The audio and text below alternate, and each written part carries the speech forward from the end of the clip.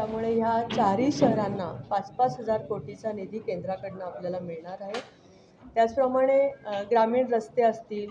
कृषी व्यवसाय असेल, वैद्यकीय शिक्षण असेल, सिंचन प्रकल्प जे महाराष्ट्रातले आहेत, नुसता समृद्धी महामार्ग जर आपण बघितला तर समृद्धी महामार्गाला जवळजवळ 680 कोटीचं बजेट आज केंद्राने आपल्याला दिलेलं आहे.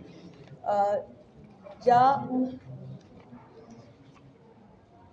वाहतुकीच्या बाबतीमध्ये जसं मी तुम्हाला सांगितलं की सर्वात मोठं म्हणजे रेल्वे वाहतूक असेल, एव्हिएशन असेल, ह्या सगळ्या याच्यामध्ये वाहतुकीचं नुसतं बजेट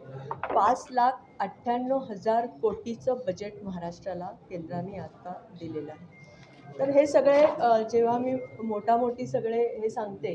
की या पद्धतीमध्ये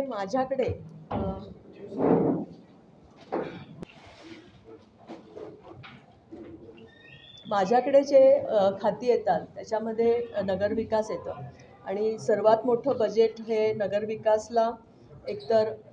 मेट्रोच्या माध्यमातून पूर्ण जे वाहतूकचं बजेट आहे त्याच्यामधलं ऑलमोस्ट 80% बजेट हे नगरविकास खात्याकडेच येतं आहे. आता जसं मी तुम्हाला सांगितलं की ग्रोथअपचं जे बजेट आहे ते पण माझ्या नगरविकास खात्यातर्फेच येतं आहे. PMYच्या ज्या योजना आहेत त्याच्यासाठी आत्ता आपल्याला त्यांचा जवळजवळ 3 कोटी घरांचं आत्ता त्यांनी हे केलेलं आहे आणि PMIचं मोठं बजेट हे महाराष्ट्राला ज्या पद्धतीने आपण आत्ता